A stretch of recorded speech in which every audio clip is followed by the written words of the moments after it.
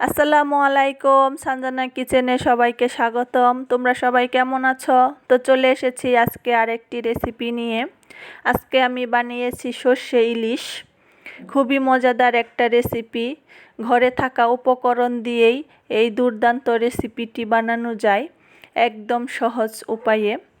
বাঙালিরা ইলিশ মাছ পছন্দ করে না এমন মানুষ কমই আছে। সবাই ইলিশ মাছটাকে অনেক পছন্দ করে। তো এই রকম মজা করে বানিয়ে খেলে আরও ভালো লাগে। দেখো এটা দেখতে কতটা সুন্দর হয়েছে, খেতেও কিন্তু এর অনেক স্বাদ। তো তোমাদের আমি একটা দেখিয়ে দেই, দেখো অসাধারণ খেতে হয়। আমার কাছে তো খুবই ভালো লাগে। তো ভিডিওটি যদি তোমাদের ভালো লেগে থাকে লাইক কমেন্ট শেয়ার করে দিও, আর এই ভিডিওটি স্কিপ না করে শুরু থেকে শেষ পর্যন্ত দেখার অনুরোধ রইল। তো চলো রেসিপিটি শেয়ার করে দেই। তো এইখানে দেখো আমি 4 পিস ইলিশ মাছ নিয়েছি, ভালো করে কেটে ধুয়ে পরিষ্কার করে নিয়েছি। তোমরা দেখেই বুঝতে পারছো ইলিশ মাছটা আমার অনেক বড় ছিল।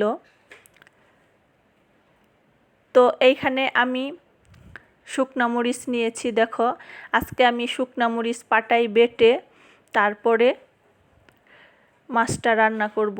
আর এই দিকে আছে সাদা সর্ষে আর 2টা কাঁচামরিচ, এগুলোকে আমি পাটায় বেটে নেব।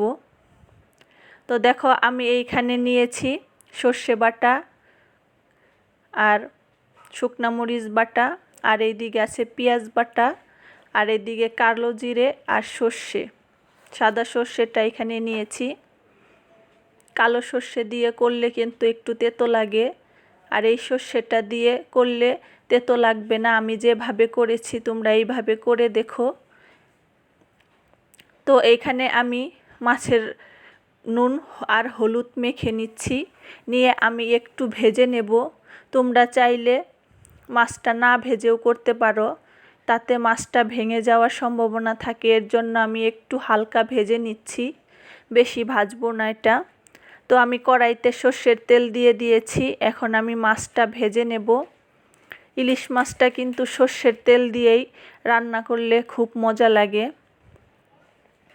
তো আমার মাছটা ভাজা হয়ে গেছে। দেখো আমি বেশি ভাজবো না, অল্প একটু ভাজবো যেন মাছটা না ভেঙে যায়, তার জন্য।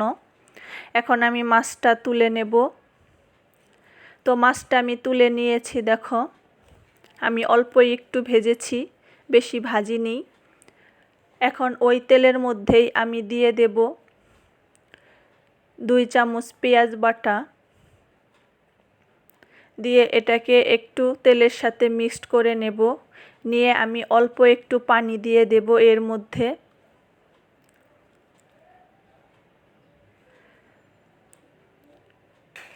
দিয়ে দিলাম সর্ষে আর আস্ত কালো জিরা, দিয়ে একটু পানি দিয়ে দিয়েছি। এর মধ্যে দিয়ে দেব পরিমাণ মতো লবণ, যেহেতু মাছ ভাজার সময় আমি লবণ দিয়ে দিয়েছি। আর দিয়ে দিলাম হলুদ গুঁড়া, আর দিয়ে দিলাম ধনের গুঁড়া হাফ চামচ করে, আর দিয়ে দিলাম শুকনা মরিচ পাটায় বেটে নিয়েছি ওইটা, আর দিয়ে দিলাম সর্ষে বাটাটা একটু পানি দিয়ে গুলে নিয়েছি। এখন আমি মশলাটাকে ভালো করে কষিয়ে নেব। উপর দিয়ে তেল উঠে আসলে তখন আমি মাছটা দিয়ে দেব। তো আমার উপর দিয়ে তেলটা উঠে এসেছে, এখন আমি মাছগুলো এক এক করে দিয়ে দেব। দিয়ে একটু মশলার সাথে ভালো করে কষিয়ে নেব। যেহেতু ইলিশ মাছ বেশি রান্না করতে হয় না, এমনিতেই এর ভেজে নিয়েছি, তখনই মাছটা সেদ্ধ হয়ে গেছে। এখন আমি এর মধ্যে একটু পানি দিয়ে দেব। দিয়ে একটু বলক আসলে এটাকে একটু ঢাকা দিয়ে দেব। তো আমার মাছটা বলক উঠে গেছে। দেখো আমি এখন একটু ঢাকা দিয়ে দেব। তার আগে আমি 3টা কাঁচামরিচ একটু চিড়ে উপর দিয়ে দিয়ে দিলাম ফ্লেভারের জন্য। এইভাবে কাঁচামরিচ উপর দিয়ে দিলে কিন্তু খেতে দারুণ লাগে। তো আমার ঝোলটাও শুকিয়ে গেছে। দেখো মাছটাও আমার রান্না হয়ে গেছে। তো হয়ে গেল আমার সর্ষে ইলিশ। তোমরা একবার এইভাবে বাসায় বানিয়ে খেয়ে দেখো, দেখো কতটা ভালো লাগে। তা সেই পর্যন্তই,